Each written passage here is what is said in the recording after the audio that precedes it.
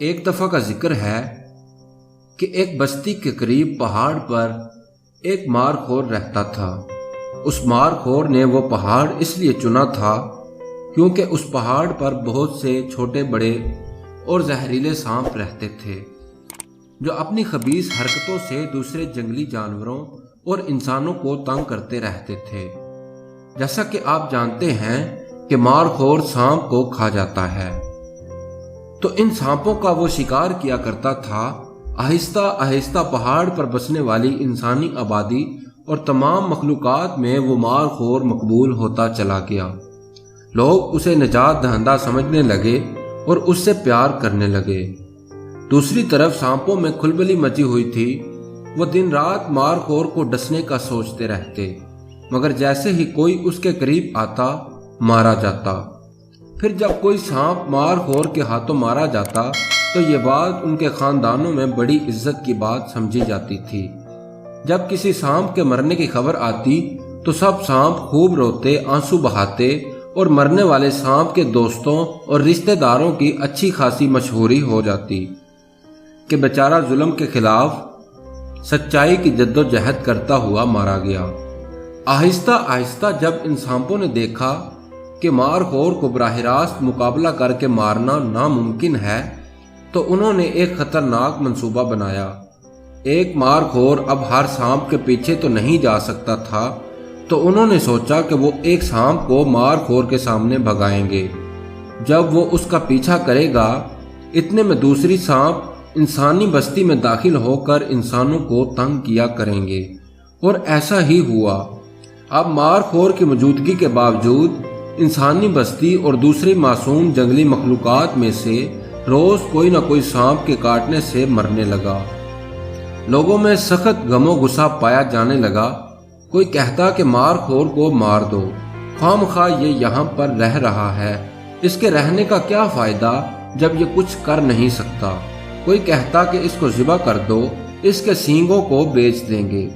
جنگلی جانور بھی بہت پریشان تھے کہ آخر ایسا کیا ہوا کہ ہمارا پیارا مارخور ان سانپوں کو دیکھ نہیں پا رہا۔ ایسے میں کچھ برفانی لومڑیاں جو مارخور کا گوشت کھانے کے خواب دیکھتی تھی ہمیشہ ناکام رہتی تھی، میدان میں آ گئیں اور انہوں نے مارخور کے خلاف پوری مہم چلا ڈالی۔ ہر طرف شور مچنے لگا کہ مارخور کا کیا فائدہ، مارخور بیچارہ دن رات محنت سے اپنے کام میں لگا رہتا، اسے خبر ہی نہ تھی کہ اس سے پیار کرنے والی مخلوقات اب اس کی دشمن بنتی جا رہی ہے، اس کے خلاف سازشیں سنتی اور اس کے دشمنوں کی ہر بات کا یقین کرتی جا رہی ہے۔ اب مارخور تک بھی وہ نفرت پہنچنے لگی تھی اور اسے نظر آ رہا تھا کہ اس کا وہاں رہنے کا اب کوئی فائدہ نہیں۔ اداس دل کے ساتھ ایک رات وہ بستی کے قریبی ویرانے کی طرف جانے والے رستے پر بیٹھا تھا کہ اس نے کچھ سانپ دیکھے۔ مارخور کی بھوک تو کب کی مٹ چکی تھی، اس نے ان کا پیچھا نہیں کیا۔ اب سانپوں کو بڑی حیرت ہوئی کہ یہ پیچھے کیوں نہیں آ رہا، اگر یہ جلدی نہ آیا تو بستی میں جانے والے سانپوں کو دیکھ لے گا اور ان کا پول کھل جائے گا۔ یہ سوچ کر وہ سانپ شور مچانے لگے، جان بوجھ کر اس کے آس پاس منڈلانے لگے۔ مارخور کو یہ بات کچھ عجیب لگی، وہ حقیقت جاننے سونے کا بہانہ کرنے لگا۔ اب ان سانپوں نے سوچا شاید اب ہمیں اس سے کوئی خطرہ نہیں رہا، کیونکہ اس کو اب اس کے چاہنے والوں کی حمایت حاصل نہیں رہی، تو انہوں نے اس پر آوازیں کسنا شروع کر دی اور خوشی سے ناچنے لگے۔ ناچتے ناچتے دوسرے سانپ بھی ان کے قریب جمع ہونا شروع ہو گئے، اور کچھ سانپ موقع غنیمت جانتے ہوئے بستی میں داخل ہونے لگے جنہیں مارخور نے دیکھ لیا۔ اب اس کی سمجھ میں ساری بات آ گئی۔ اس نے نہایت پھرتی سے قریبی سانپوں کو ختم کیا اور بستی میں داخل ہونے کی کوشش کرنے والے سانپوں کی گردن دبوچ لی۔